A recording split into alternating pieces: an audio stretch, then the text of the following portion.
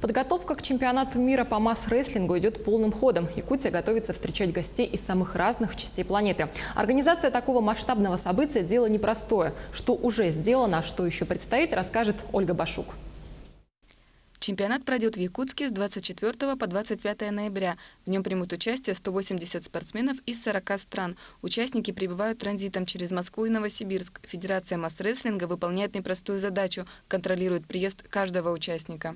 Хотела отметить то, что у нас создалась такая организация, очень-очень дружелюбно настроенная, внутри атмосфера особая.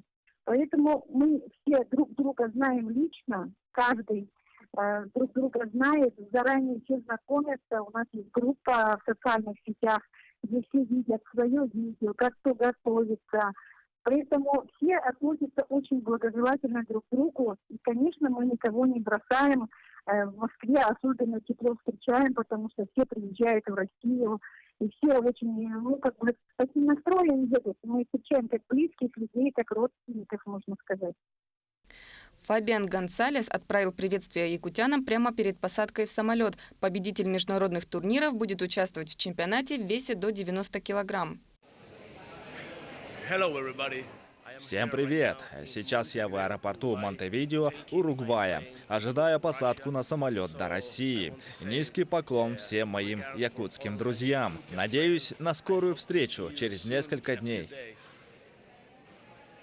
В чемпионате примут участие представители всех континентов. Больше всего участников приедет из Азии, представлено 18 стран. Из Европы приедут спортсмены из 17 стран. Северная Америка представлена США и Канадой. Южную Америку представляют Бразилия и Уругвай. Африка представлена одной страной, приедут студенты из Египта. Зеленый континент будет представлен всего одним участником – австралийским тяжеловесом.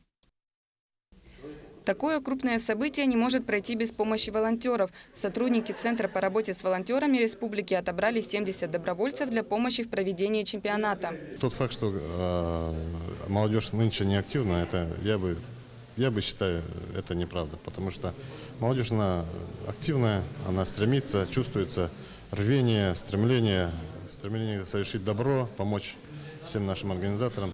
На чемпионате мира будут волонтеры в возрасте от 14 до 57 лет. Не только из города Якутска, но и из разных районов республики. Из Чурапчинского, Горного, Мирнинского и других улусов. Добровольцы прошли обучение и ознакомились с особенностями культур стран-участниц.